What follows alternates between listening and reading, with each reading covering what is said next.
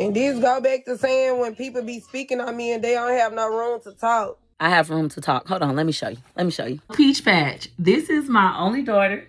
Gorgeous Purpose. Gorgeous, how old are you? 8. 8. She's 8 years old, and 8 is a huge number, and I'll get into that later in the video. But Gorgeous, do we hug? Can I have a hug? All right. She's like, girl, why we hugging on camera? See, for Gorgeous and I, this is normal, and it's not uncomfortable because Gorgeous is my 4th child. My only daughter, but my 4th child. I have been hugging all of my children since they were born. I have actually worn all 9 of my children in my shirt. I love being a mom. I love my kids. And I need my kids to know that they are loved. And I tell them that. So they don't have to wonder. They don't say, well, my mama loved me because she bought me Jordans. My mama loved me because she did TikToks with me. No, my mama loved me because she told me that she loved me. And she hugged me and she made different sacrifices. And she set me down and explained why she made poor decisions. My mama loved me. I know that for sure. That's my goal with my children. And hugs are so important, especially for children from ages 0 until age 8. We call those the formative years. Peach, your husband don't even have a, for now I'm finna say something. Your husband don't even have a job, bitch. You the trick. Now, April, you are absolutely correct. I'm a trick. I'm a paymaster. Ooh, I love paying for the wood. But we're not talking about husbands. We're talking about hugging our children, our biological children. That's what we're talking about. You're the husband and he's the wife. Why you even trying to give somebody any type? That's all I got to say to you, Peach. April, the reason why I'm utilizing you in your hugging situation as an example is because my wife Wood, the one I pay real good, sent me your video and said, Peaches, I see what you be talking about. This what you mean? And he sent it to me and we looked at the video. Well, he had already watched it. I watched the video, this one. Bad. The people saying, so you never hug your kids. Let's say somebody walked up on me right now, even my kids, if they hug me, I'll let them, but I'm not going to hug you back. The reason why I'm able to speak on this is because I had a mama like you. A mama who would not hug me. A mama who wouldn't tell me that she loved me. And then I had children of my own. And I decided to do it differently because I know how it feels to not receive a hug. We're talking about hugging our children, not about husbands, not about who earns more, who earns less. Not speaking about gender roles on how my husband is the wife because he stays at home with our biological kids and cooks and cleans and hugs and loves them while I work and make money.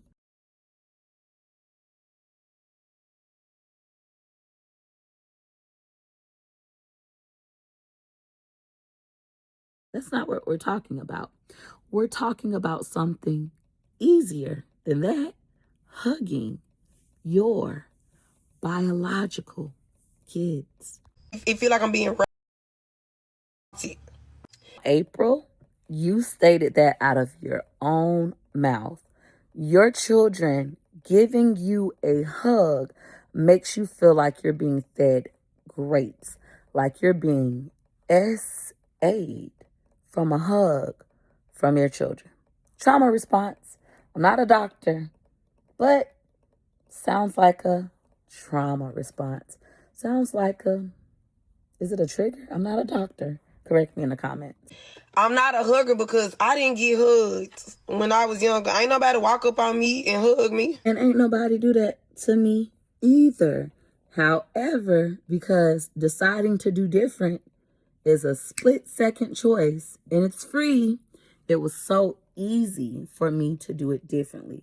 So yesterday, I was utilizing this video that we're watching as an example on how people continue generational trauma, and they make easy things hard because all you have to do when your children hug you is just hug them back. That feeling of you feeling paralyzed, like you can't do anything back, is what I would think, I'm not a doctor, is a trauma response. Your body remembers the trauma that it has felt, so you literally freeze up.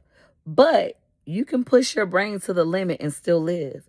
You can literally say, it's going to be uncomfortable. April, I know that this is uncomfortable. April, but hugs are important. April, especially before your kids turn 8. April, go ahead. April. Hug, hug, hug, hug, hug, hug, hug. Bring it on in, and boom, you're hugging your child. And then you do it over and over and over and over again until it becomes normal instead of weird. And you don't justify you not doing it by saying, well, ain't nobody did it for me. That makes it worse. Because nobody gave you a hug, because nobody said they love you, because nobody tucked you into bed, you're going to do the same thing to your children. Oh, you should go to jail. All bitches like that should go to jail. Nobody hugged me. Nobody told me when I was younger, April, I love you. Nobody told me that. So you know how it feels for nobody to do it for you. So you're not going to do it for your kids. You shouldn't have an opinion either. You or Ikain can't talk. I am most definitely qualified to speak on this topic. I lived that life, and I'm doing life differently. And it's free.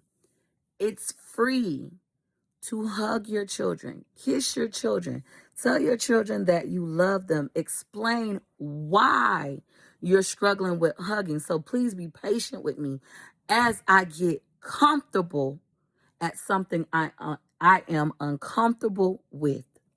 You should explain that to your children so that they won't go into the world and be like you.